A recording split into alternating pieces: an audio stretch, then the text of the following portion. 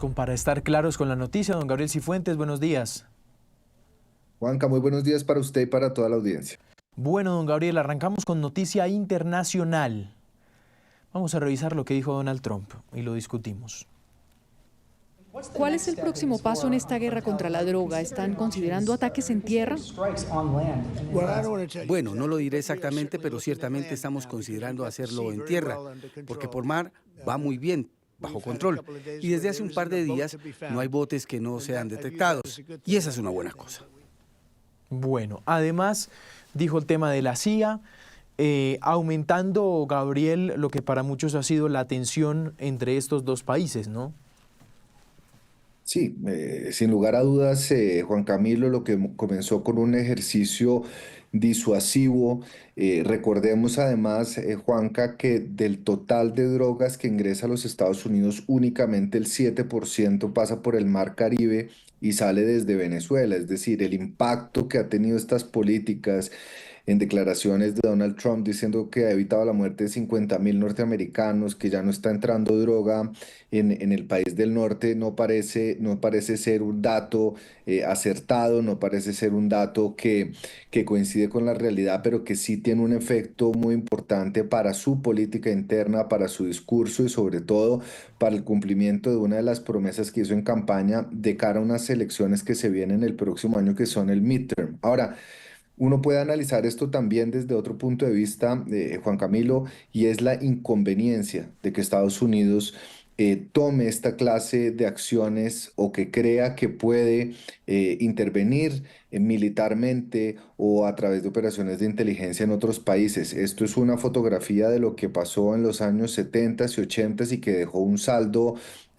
para la democracia y un saldo humanitario terrible en el continente. Entonces, ojalá verdaderamente que esto no suceda. Y no quiere decir, Juan Camilo, que no sea importante luchar contra las drogas, pero que un país pueda, como Estados Unidos, pueda ingresar en otro país con fuerzas militares o con fuerzas de inteligencia, ya prende muchas alarmas. Claro, que ese es uno de los elementos bien preocupantes.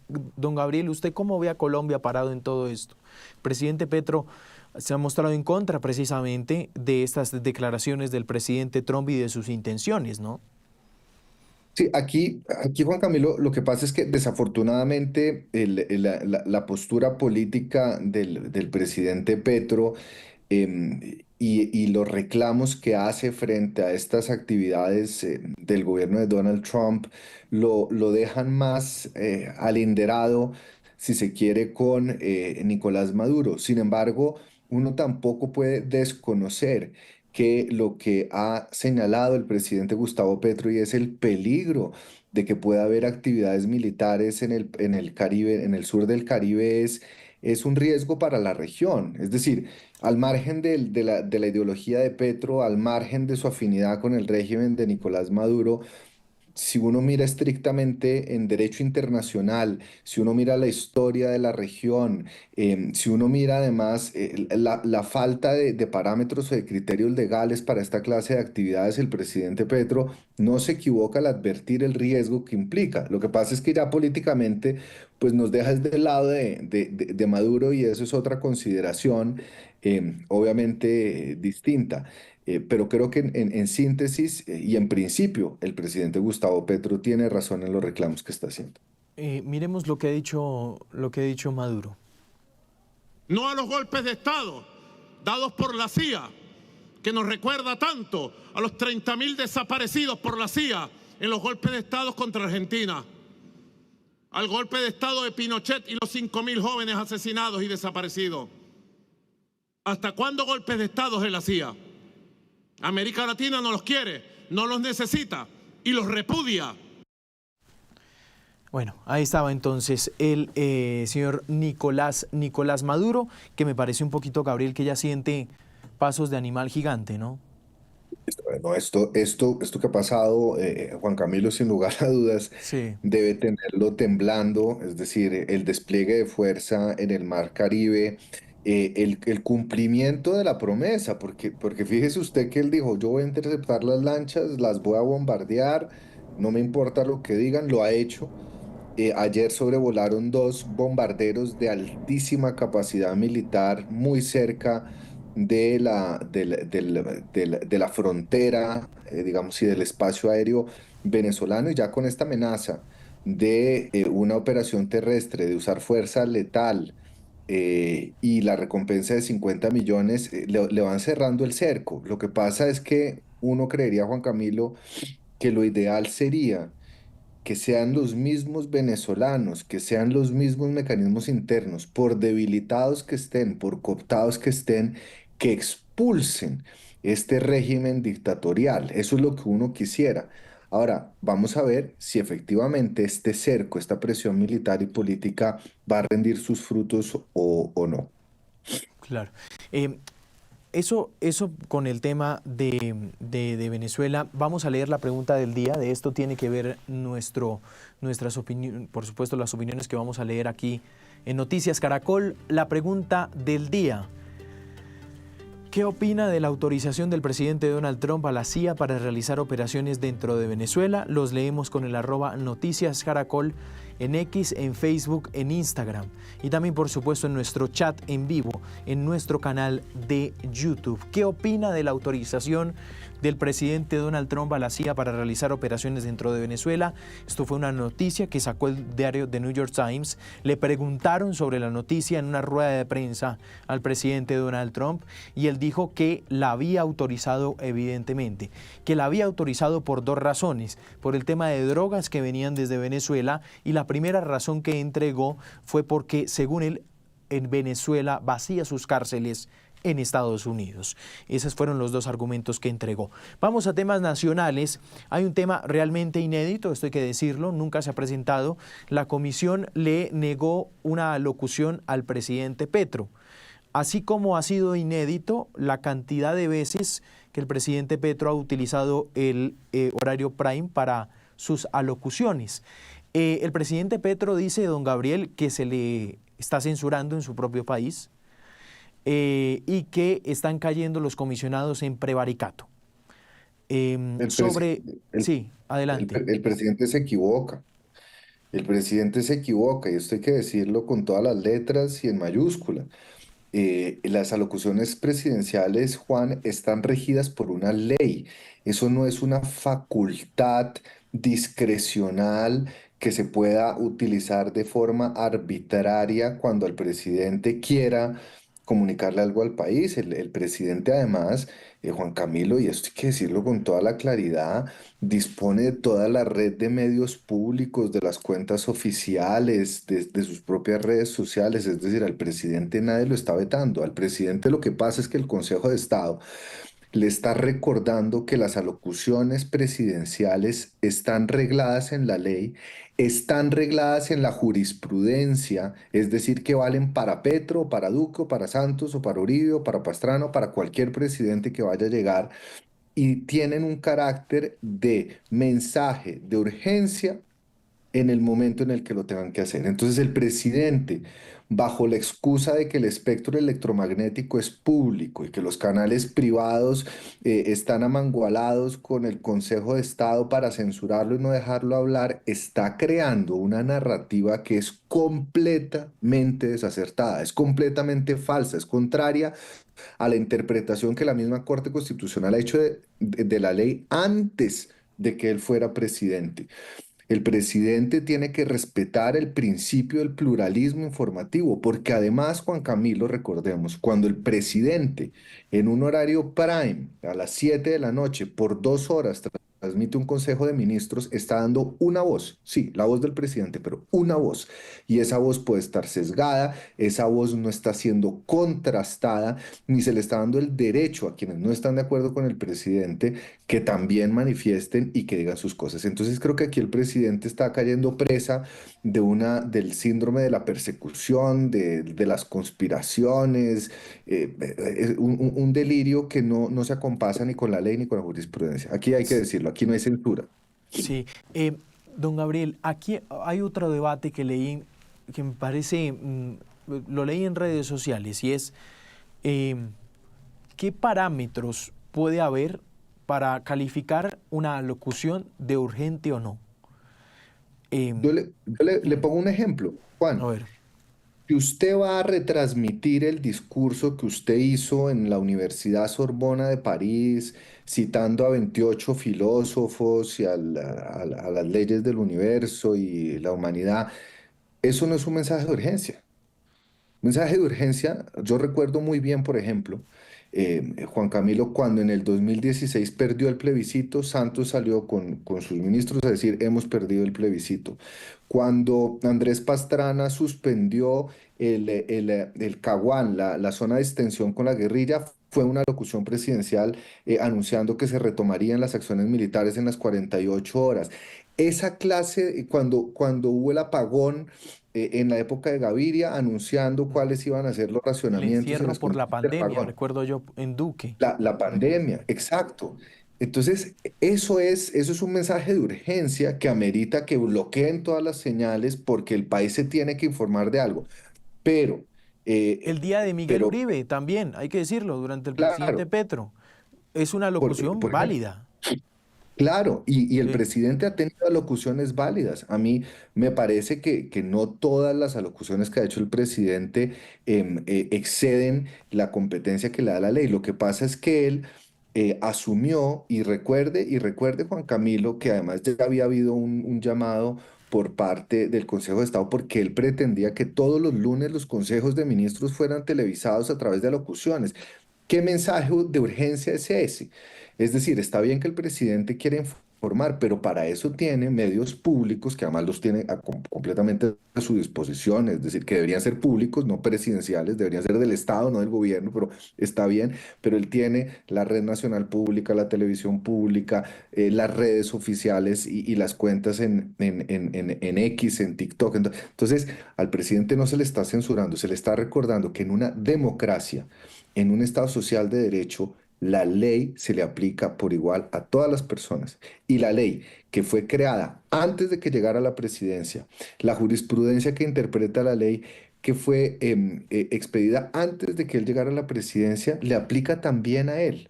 Le aplica también a él. Entonces, hablar de censura me parece exagerado, me parece que está simplemente inoculando un mensaje equivocado, está estigmatizando al Consejo de Estado, a la Comisión de Regulación, a los medios, que califica de oligarcas, que califica de estar en contra del pueblo. Eso también es peligroso. ¿Quién contrasta eso, Juan?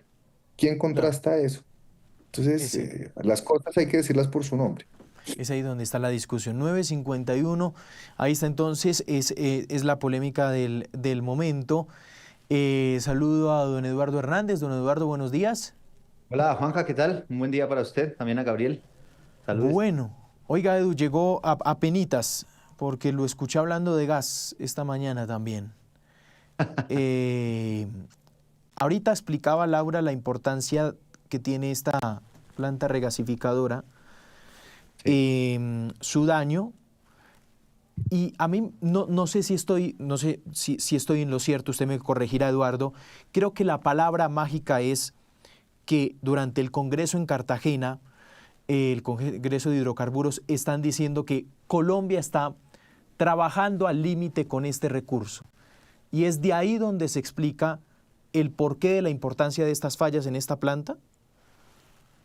Sí, exactamente. Digamos, esto es lo que en el fondo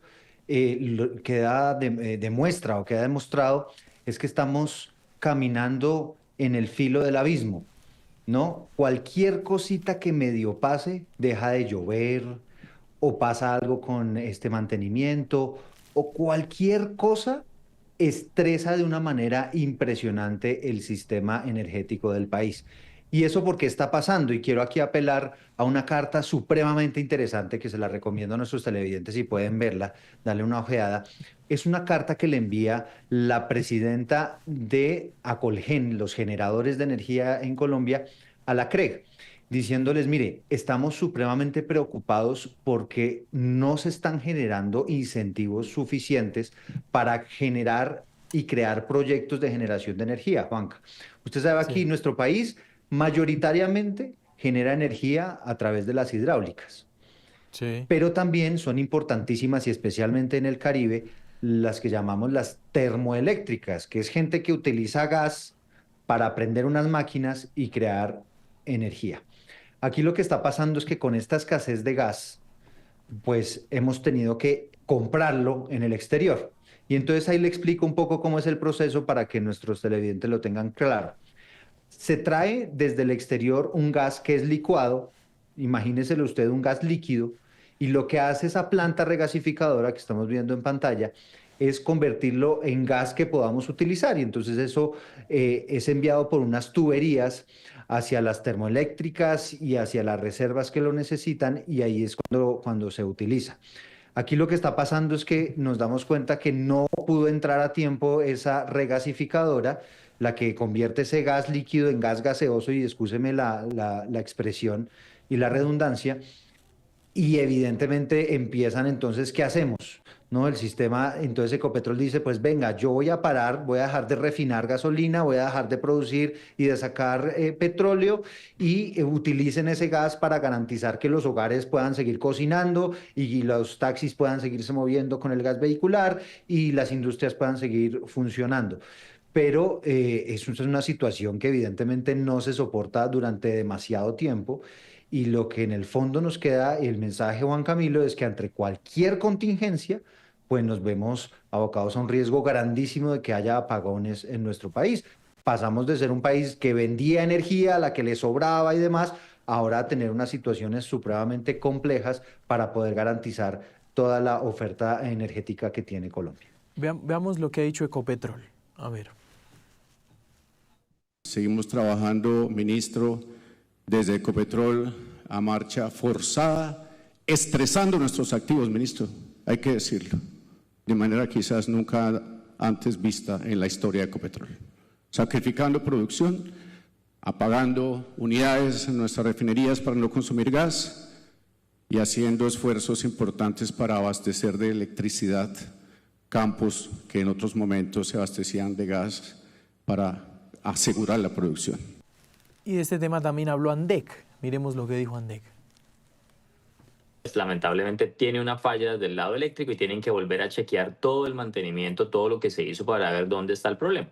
En ese orden de ideas, pues obviamente las plantas tenían que seguir generando hoy, entonces las plantas térmicas lo que hicieron durante el día fue tomar gas del sistema de transporte, es decir, de los tubos por donde se transporta el gas, se tomó ese gas de allí y obviamente pues ahí es donde tiene que hacerse un balance después para ver qué gas se toma y cuánto tiene que pagarse por ese gas. Entonces, mientras tanto, se ha venido utilizando ese gas y se han hecho gestiones o se hicieron gestiones durante el día para comprar gas que estuviera sobrando durante el día de hoy, que no fue mucho. Ahí estaba entonces Andec. Bueno, don Gabriel, entonces, igual yo creo, se arreglan las fallas, pero el panorama es preocupante. Igual esto quedamos creo que en las mismas. Juanca, pero es que además esto se había anunciado hace rato. Es decir, esto era la crónica de una crisis anunciada. Y ahora la pregunta va a ser, si llega a haber una crisis de desabastecimiento, cuando ya Ecopetrol y el sistema de Ecopetrol esté en ese estrés que hablaba Eduardo, que no va a aguantar más, ¿a quién le van a echar la culpa? ¿De quién va a ser la culpa? ¿De Duque, de Santos? ¿De quién va a ser la culpa? Este ha sido un gobierno que se ha opuesto a los proyectos de exploración, se ha opuesto a aumentar las reservas, y le vendieron al país, y recuerdo la exministra Vélez diciéndole al país que teníamos garantizadas reservas y disponibilidad hasta el 2042, y hoy se está probando que eso es falso, y que los riesgos de que haya una crisis de abastecimiento que pueda conllevar a un apagón, que pueda llegar a afectar el ejercicio de la industria, que pueda encarecer la cuenta de gas de los hogares, es una realidad. Y aquí detrás no hay unas fuerzas oscuras que se opongan al gobierno y al pueblo, ¿no? Estas son decisiones de política pública erradas que se habían advertido desde hacía por lo menos 3 años, que se vienen acumulando con unos problemas del sector y que no han sido atendidos de manera efectiva por el gobierno. Entonces, cualquiera que sea la excusa, cualquiera que sea la razón que el gobierno diga, gran parte de la responsabilidad, si no toda, la tiene el gobierno, que no ha sido lo suficientemente atento, ni ha sabido apagar esas alarmas que desde hace ya varios años venían alertando desde el sector. Bueno, ahí está. Edu, vamos a prender el micrófono de Edu. Gabriel, Ahí ya. en marzo va a haber una subasta para ver qué otros agentes entran a generar energía. Este es un sector supremamente técnico, pero va a tratar de explicárselo lo más sencillo posible. En marzo hay esa subasta para saber quiénes pueden aportar más energía, ¿no? Dependiendo de la demanda que está teniendo nuestro país y demás. La idea obviamente es aumentarla, pero lo que están diciendo los generadores es que con esas políticas que nos está diciendo Gabriel, entre otras, por ejemplo, pagarle mejor a los que generan energía con luz solar, con el viento, lo cual pues obviamente está bien en la medida en que sean energías sostenibles, pero lo que está diciendo es que con esas regulaciones se está perdiendo el interés y los incentivos para que esos actores privados entren efectivamente y se interesen en estos negocios de generación de energía. Y eso, ¿a qué nos puede llevar? A que quizá esa subasta de marzo pueda no tener el éxito esperado y que sean menos los agentes que entren a aportar energía, generación de energía. Y como estaba bien diciendo Gabriel, en la medida en que van pasando los años, Juanca, se va necesitando más y más energía. Pronto va a entrar, por ejemplo, a funcionar el metro de Bogotá y eso va a requerir también unas demandas energéticas muy importantes. Las industrias, todo el crecimiento del país. Entonces, si eso no crece al mismo ritmo, que es lo que está pasando en este momento en Colombia, lamentablemente nos exponemos a eso que estaba diciendo Gabriel, la posibilidad de que tengamos que necesariamente pues entrar en apagones. Con un 9:59. agravante, Sí, con Gab. un agravante, y con esto concluyo, Juanca y Eduardo, y es, desde el sector dicen, si se llega a pagar una termoeléctrica o una hidroeléctrica, eso no es como prender un switch. El daño que se le hace y los tiempos y las inversiones que se requieren para volver a ponerla en marcha son costosísimos y toman tiempo. Es delicado. Y lo más grave es que esta papa caliente se la van a dejar al próximo gobierno. El próximo gobierno, además de la crisis fiscal, la crisis de seguridad, va a tener que lidiar con una crisis energética y de desabastecimiento de gas y de otros recursos naturales. Don Gabriel, un abrazo. Feliz mañana para usted, para Eduardo, toda la audiencia. Edu, gracias. Corto pero Chao, Juanca, sustancioso. Gabriel. Sí, señor, un abrazo.